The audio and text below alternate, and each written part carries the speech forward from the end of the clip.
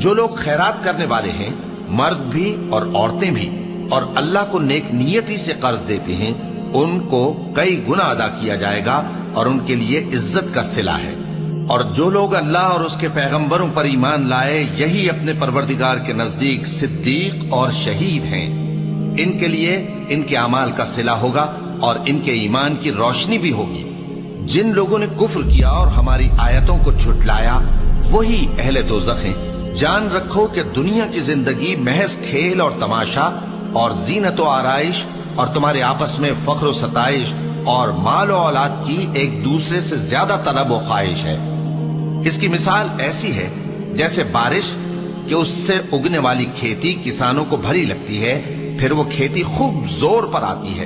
پھر اے دیکھنے والے تو اس کو دیکھتا ہے کہ پک کر زرد پڑ جاتی ہے، پھر چورا چورا ہو جاتی ہے، اور آخرت میں